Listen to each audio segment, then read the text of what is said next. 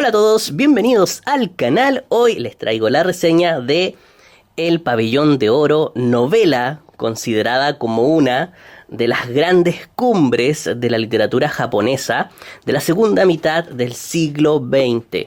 Su autor, Yukio Mishima, publicó esta novela en 1956, inspirado en un hecho real. Hecho que no les voy a revelar y que recomiendo que ustedes no investiguen hasta que se lean la novela, porque si no van a arruinar su lectura. Como está basada en un hecho real, el autor hizo varias investigaciones y se entrevistó con personas clave para darle sustancia a su novela, algo muy parecido a lo que hizo Truman Capote con A Sangre Fría. La diferencia es que El Pabellón de Oro no se trata de una novela de no ficción, sino de una compleja novela psicológica ambientada en la Segunda Guerra Mundial. Como siempre, tengan mucho cuidado al elegir su edición. No todas son traducciones directas del japonés, como en este caso.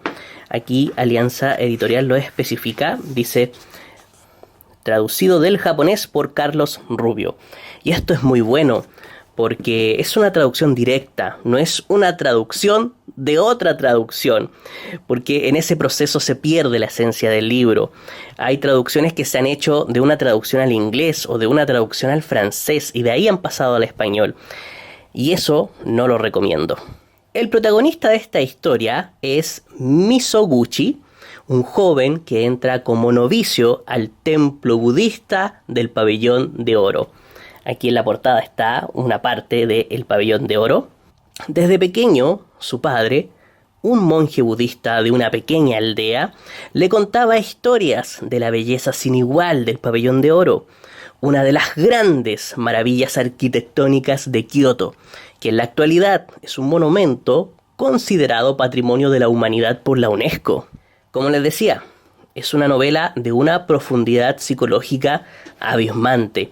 Y para ello, el que nos narra la historia es el propio Misoguchi, quien a través de su relato nos revela no solo su tormento interior, su lucha interior, sino también los detalles de su vida como novicio budista. Es una historia de cotidianidad que, sin embargo, revela la cotidianidad de una época de cambios de mentalidad, de una sociedad japonesa que debido a la guerra sucumbe a una mentalidad decadente. Los últimos años de la guerra generan una especie de eco, un eco constante en la historia del libro, un zumbido de fondo que contamina a todos de manera silenciosa. Misoguchi es uno de esos personajes que me encantan, que no tiene que hacer grandes hazañas para que me maraville, sino simplemente indagar en su propia persona, en su propia existencia, por lo que se trata de una novela muy filosófica, muy reflexiva. Su lucha interior es muy interesante. Más que eso, es el desarrollo y la transformación de sus ideas lo que me gusta. Hay un proceso de cambio desde su niñez hasta que se convierte en un joven novicio. Este personaje principal tiene una característica física muy especial. Es feo. Y a eso hay que sumarle que también es tartamudo. Y esto lo aísla desde pequeño con la vida. Bueno, yo traté de hacer un esquema aquí. Esta es la sociedad normal y todas sus personas. Y aquí, aislado del mundo, esquematicé con una M de Misoguchi, está el protagonista de la historia. Esta tartamudez, esta fealdad, impide su conexión con otras personas. Sobre todo, el no poder expresarse con libertad mediante el habla. Sus palabras no conectan con una sociedad que no quiere parar a escucharlo. El aislamiento que sufre el protagonista en esta historia es realmente clave, es la clave del libro, porque él se encuentra en un lugar y los demás están en otro. Es decir, se toca el tema de la dualidad. Hay dos fenómenos que se contraponen, pero que existen en un mismo instante, en un mismo espacio. Lo genial es que para los demás esta dualidad no existe, pero sí para el protagonista. Él es el único que puede ver esta barrera. esta barrera que yo dibujé aquí, este círculo.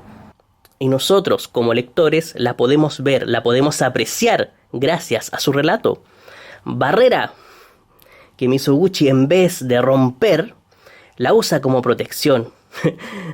Es por ello que en sus reflexiones podemos notar cómo descompone este antagonismo. Lo va descomponiendo a través de sus ideas. Esto que se ve aquí de manera general, lo descompone en esto que está acá. En fealdad versus belleza. Su fealdad contra la belleza del mundo.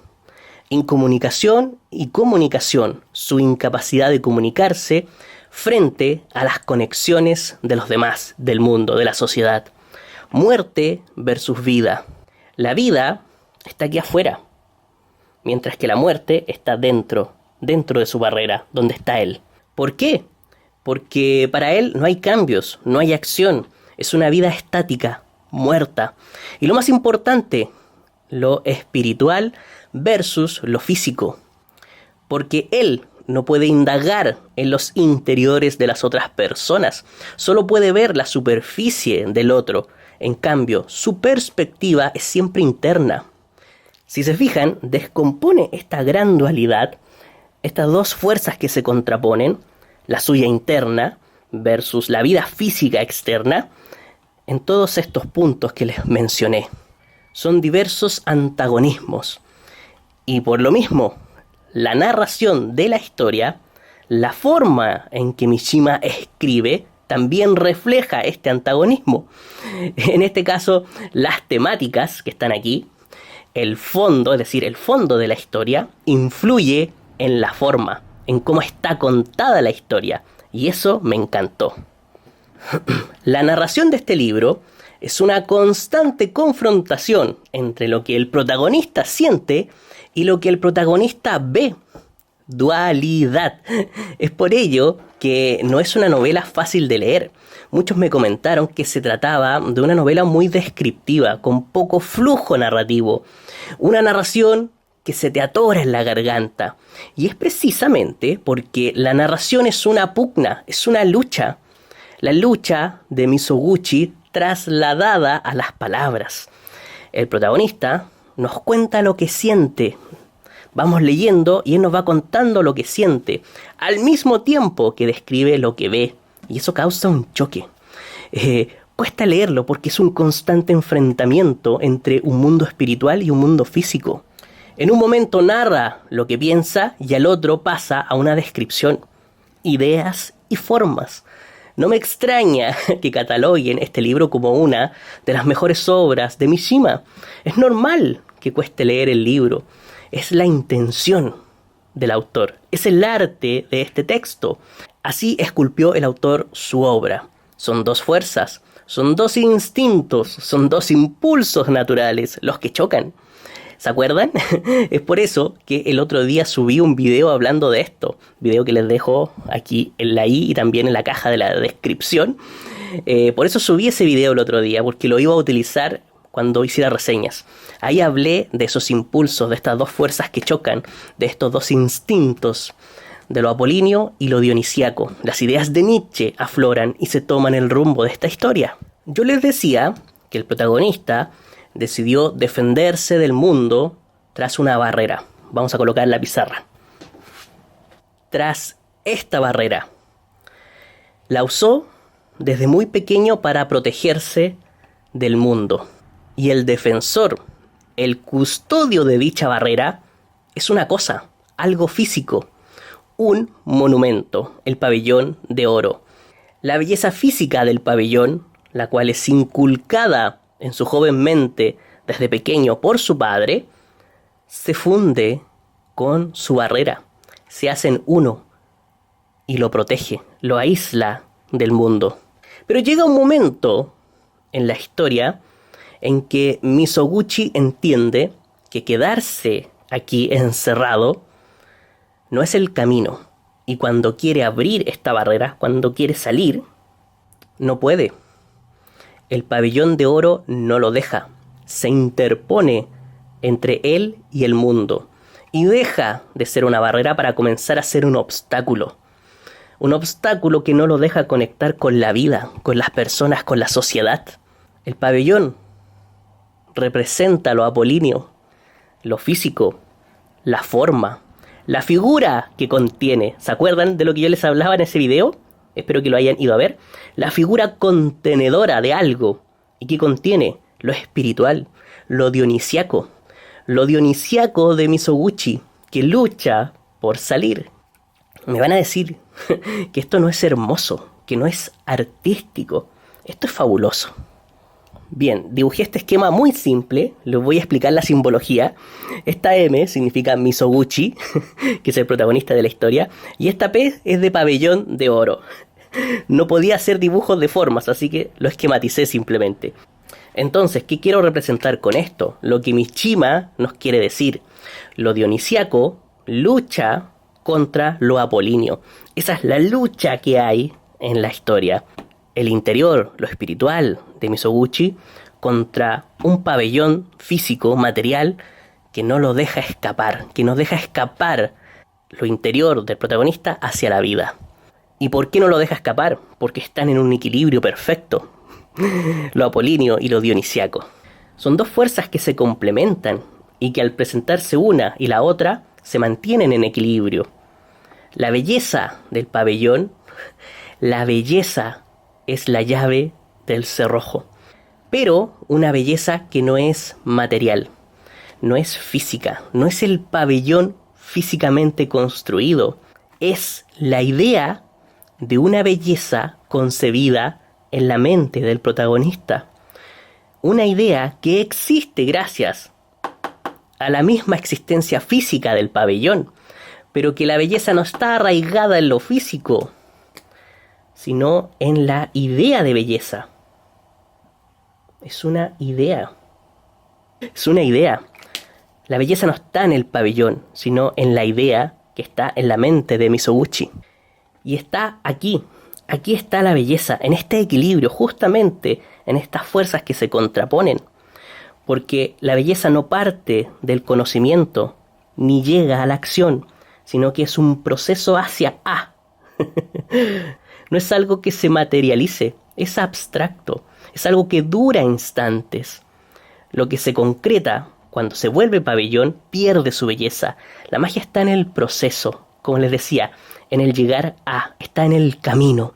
Y en el camino está la idea de belleza. Y cuando se acaba el camino, la belleza se acaba, se materializa y se vuelve un monumento. ¿Se entiende? Es por ello que constantemente el protagonista compara la vida con la música, porque la música es solo un instante y luego se difumina, no se concreta, por eso es bella. Y la vida de las personas también es bella porque es fugaz, se difumina en el tiempo, vida que Mizoguchi quiere alcanzar y así desatar todo su lado dionisiaco. Mizoguchi quiere acabar con este equilibrio, quiere escapar y ser libre, y que esta fuerza deje de mantenerlo ahí y quiere entrar en la vida. Es un libro que definitivamente recomiendo a todos, es una obra maestra. Pero ojo, se les puede dificultar la lectura, no porque sus ideas sean complejas, no porque la narración sea compleja, sino porque es una historia pausada. No es una historia que tú te puedas devorar. Se debe leer con calma, con paciencia, lentamente. Hay que tener calma e ir al ritmo que impone Mishima. Bueno, espero que les haya gustado esta reseña y nos vemos la próxima semana. Saludos a todos.